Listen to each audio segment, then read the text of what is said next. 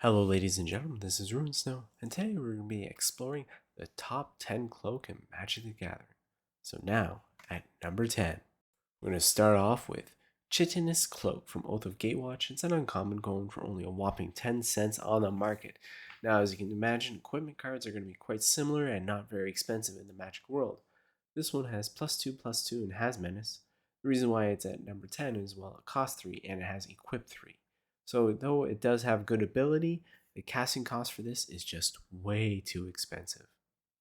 And at number 9, we got Moldervine Cloak. It's from Modern Masters or Ravnica's City of Guilds, making it common or uncommon based on the set, with an average price of 18 cents on the market at the time of this video. There's nothing too simple or explanation about this one as well. It says Enchanted Creature. It's +3/+3. The first sentence says Enchant Creature, so I don't know why, because it's an aura, I guess. But it does have Dredge 2. It does cost 3 mana, so it is very interesting that you can do with this card. So now, at number 8. And then we got Armadel Cloak from various sets, various rarity, and 41 cents currently at the market. This is probably one of the most versatile reprinted cloak cards in all of Magic. And it costs 3 mana basically to put this creature, has +2/+2 and has trample. But the reason why it's at number 8 is actually because of its other ability. It says whenever enchanted creatures deals damage, you gain that much life. So it has trample, so most likely you will gain that life. So let's move on to number 7, which we have is Cloak of Invisibility. It's from Mirage Common, only for 13 cents on the market. Yeah, these cards are not expensive at all. Costs 1 mana, so it's very impressive. This is why it's at number 7 is Enchanted Creature gains phasing and cannot be blocked except by walls. I was actually a fan of phasing when it first came out. Obviously, it doesn't exist, and a lot of people did not like it, but I was a personal fan, and that's why it's at number 7, just because of that factor.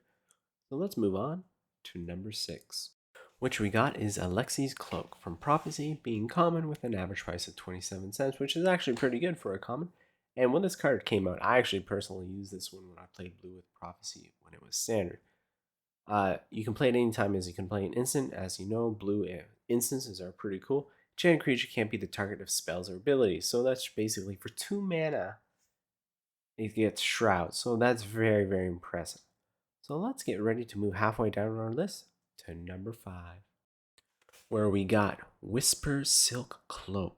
It's from various sets, being common or uncommon with an average price of $2.77. And the reason why it's halfway down the list is mainly because of the mana cost ability. Equipped creature is unblockable and can't be the target of spells or abilities. Very impressive. I really like that. Basically, creature cannot be destroyed. Again, very cool.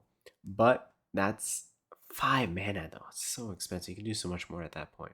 So let's move on to number 4, where we got another famous blue card, Traveler's Cloak from Conspiracy or Invasion, common going for 17 cents on the market. And I really like these cards, so I'm really surprised that these are all really cheap because you can do so much. Cost 3 mana, it's obviously an aura. Enters the battlefield, choose a land type. When a cloak enters the battlefield, draw a card. Enchanted creature has landwalk ability of the chosen type. So this is really cool, especially when there's not many, like, say, planeswalk cards. There's only, like, what, 5 in all of the Magic World or something like that. This gives the ability of Planeswalk, and you draw a card on top of that. For only 3 mana, I think this is very impressive. And now at number 3, we got Cloak and Dagger from Morningtide, being an uncommon for just under $2. This one is actually really cool. It's pretty typical for all the cloaks. It says it gets +2/0 and has Shroud. But when it comes into play, you may attach to it. So it does have the equipability already built into it right away. Unlike the other ones, you actually had to pay the equip cost when you first bring it into play. So for 5 mana, it is pretty reasonable, but you get to attach it right away. This is why it's at number 3, because of that as well. So let's move on to number 2. Well, we have Cloak of Miss from various sets, being common with an average price of 26 cents. And to be honest, I was really debating about putting it at number 2 because the other ones have so much to do. This one just, Enchant Creature is unblockable. 2 mana, that's it. Nothing too special, nothing. Maybe I should have put this at number 6 while the other ones gave abilities of Shroud. So, but I felt that this deserved at this spot. So let's move on to number 1. And we got, yes, that's right, Spectral Cloak from Legends Uncommon, going for just over $6 on the market at the time of this video.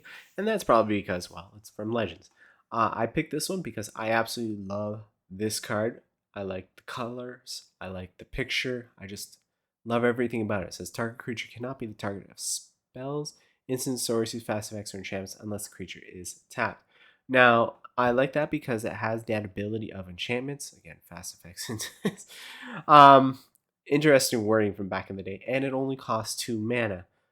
This is why I think it's another one, because that whole enchantment thing does make a difference. So it's Shroud with everything. I don't know. I guess I like it too because it's Legends, but I just won't go on more about that. This is at number 1. So I hope you enjoy the video and have a good day and a good evening.